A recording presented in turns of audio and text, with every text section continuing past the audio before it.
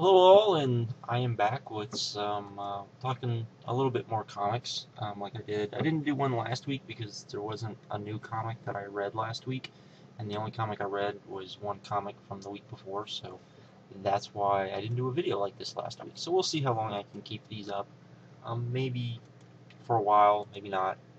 We'll see. But anyways, let's start off. Let's start off with the biggie this week, which was Batman #1 by Scott Snyder and Greg Capullo, which I was looking very forward to. This was the book that I really felt should be the best of the New 52, and amazingly, of the ones I've read, and I've read most of the biggies so far, I think, are the ones that most people have kind of said were really good. This has been the best, in my opinion, by far. The story was really good. I didn't get to read any of Scott Snyder's Batman stuff, basically because by the time I started hearing really good stuff about it, they had already announced that we were going to get a relaunch of everything, so I kind of held off, and I knew Gary Capullo was coming in. I'm a big Gary Capullo fan, and for anyone that doesn't understand why it's kind of a big deal, he's probably the closest thing to Todd McFarlane, good Todd McFarlane. Todd McFarlane actually was good, that we will ever get on Batman, so that's kind of the big deal, and the art was really good on this book. The story was excellent. Kind of the twist at the end, in my opinion, kind of gave away kind of where the story's going to be. But I'm one of those people that it's really hard. If you have a logical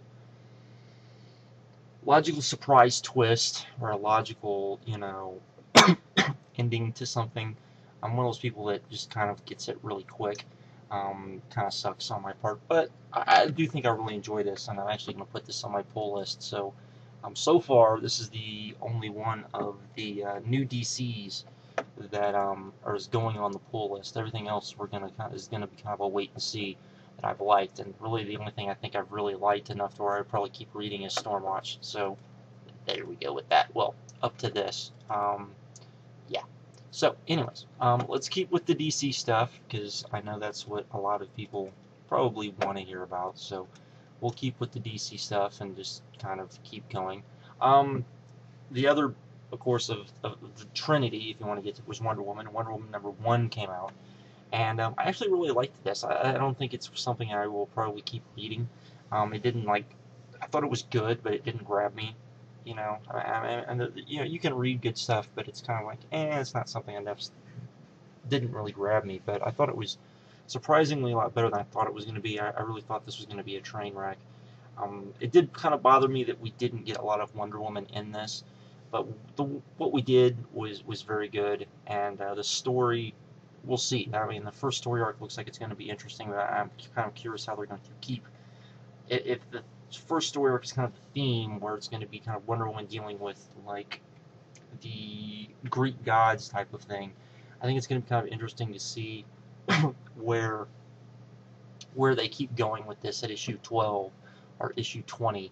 I think that's kind of interesting. Then we have another book which I was looking forward to, excuse me, only because it's the type of book that I wish more companies would do, which is DC Universe Presents #1, which is going to be like an anthology book. And I guess the first story that they're going to do is going to be Dead Man. And I was kind of looking forward to this. I am a Paul Jenkins fan.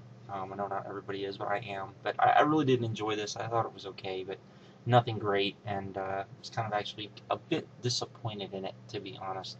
Then we had a book from last week, which will be the last DC book I talk about, which was Grifter #1, because a lot of people had told me to read it because it was supposed to be, they felt it was probably one of the better books, or even some people I heard say was the best book that they thought that DC had come out with yet. And I was very underwhelmed with the book, maybe a lot of people had a lot of low expectations for the book, and I did have low expectations for the book, but even after reading it, thought it was okay. It wasn't anything great. It just didn't, and it's probably like, first time I read American Vampire, it was very underwhelming to me because I was like, well, I could see why people would like this, but it just, there's nothing to make me keep reading the book.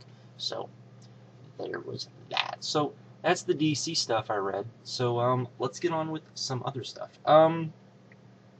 Let's talk about a book I have not talked about before, which is Elephantmen Elephantmen, maybe I have talked about Elephantmen, but I don't think I have. Um, I think I maybe talked about Elephantmen in when I did the other 52, but Elephantmen is a science fiction uh, story which is set 200 years in the future, where basically this corporation has created these animal-human hybrids called Elephantmen, and it's kind of them kind of doing their own thing in the world, and they're finding their place in the world. This issue dealt with the continuing story of a character that was uh, a vet who was introduced in kind of a spin-off, what was it, War Toys or Toys of War, I think was the name of it. I can't remember off the top of my head. Which kind of told the story of this war that the Elephant Men fought, and kind of how, which led to them kind of being brought into regular society. And that basically is this freedom fighter that fought against the Elephant Men, and it is a very interesting story. Pretty good story. This is not the best story they've done, but it's one of those things that's going to lead into more stuff. This is one of my favorite books, bar none. I love this book. I think I started reading this a couple months ago, and I've read trade after trade after trade. Now I'm reading it monthly because I can't wait for the trades, and that's something to be said for me. So really good stuff, and yeah, I definitely would say check that out.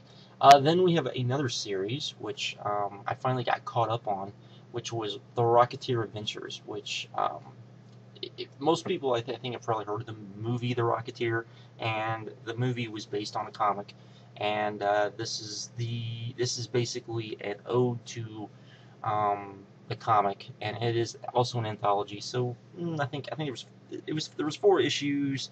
I think each issue had about 4 stories in it. I thought they were all really good. They had kind of the same types of stories going through. I mean, this is part of it was leading up to World War One or World War Two. Other parts were like during World War Two. The stories kind of dictate kind of all over the place, but they were all really good. They brought in really good artists. They brought in really good writers to write it. So when this comes out in trade, this is definitely something I would recommend people checking out, because especially if you like kind of pulp type stories, there's really a lot of that sort of thing, and there were a lot of fun, just really good, just comic book type stuff. I would say. Then we had, let's see, what else did I read? Oh, John Carter, A Princess of Mars. This is kind of weird because this is based on the Warlord of Mars stuff, which I can't even think of the guy that wrote it. Which of course Disney's doing a movie of called John Carter, and so they basically are coming out with their own comics. The thing is that Dynamite had already been doing basically a series of comics based on the same thing. So you have 2 comics based on the same thing basically out at the same time. I believe the Dynamite version is now up to issue 10 or 12, and I prefer that one more. I do read that one because I actually really kind of like it. The spin-off of it, which I can't remember the name of, doesn't do much for me, but the main story I really liked, and I definitely liked the first issue of the Dynamite series, much more than I've liked the first issue of this Marvel series, though at some point they're going to have Peter David doing some of these stories, which I'll probably read that because I'm a huge Peter David fan, so there is that as well. Then we had Hellraiser 5, which is Clive Barker's Hellraiser 5, which kind of had a surprise ending at the end. If you know Hellraiser, basically what they did is they brought back Christy Cotton, who was in the first movie, and in the last movie they did. She has always been kind of the bane of the Cenobites, who are the demon-esque type people, and Pinhead. And this is basically her and Pinhead's basically the as the story's been going, they've been going towards this confrontation, and this is basically the confrontation. of that. So, and it was pretty satisfying as a Hellraiser fan, I will say, and I definitely recommend if you like that sort of thing to check it out. So there we go. Also read Kevin Smith's Bionic Man #2. Read issue one. Issue one I thought was okay.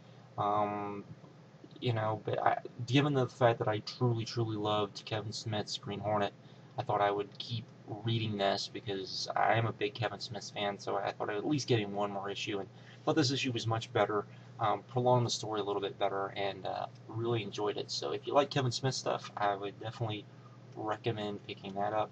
Also picked up The Boys Butcher Baker Candlestick Maker, which is the origin of Butcher, and yeah, this is the issue which is kind of takes a total left turn back to normality.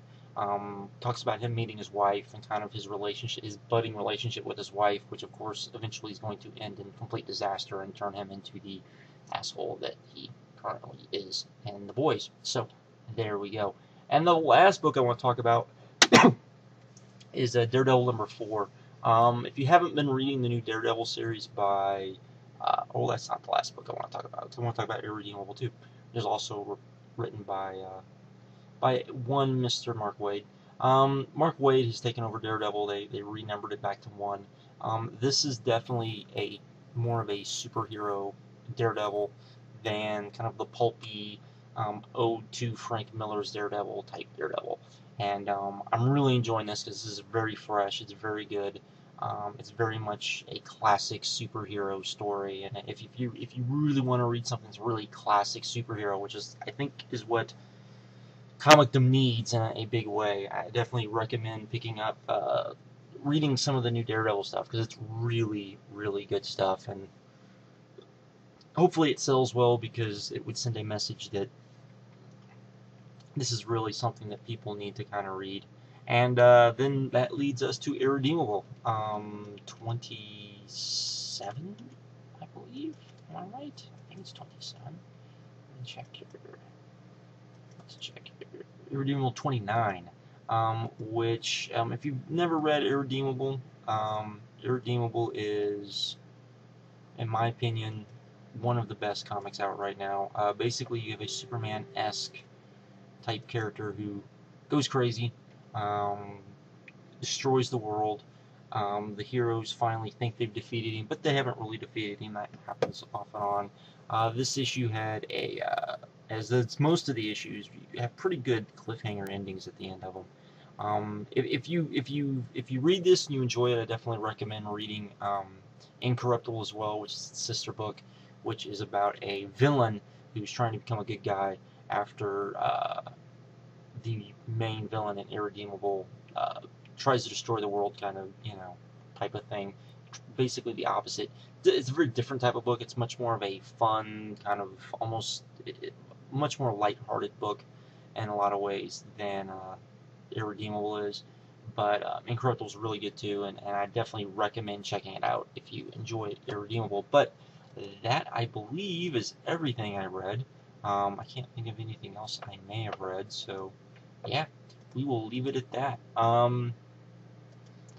But yeah, definitely go check out Batman. I thought that was really good, and was actually lived up to my high expectations. I had high expectations for that book, so that's saying a lot. And if you're interested in checking out any of the John Carter stuff because you've seen the preview for the Disney movie, go check out the Dynamite stuff because I definitely think it is better.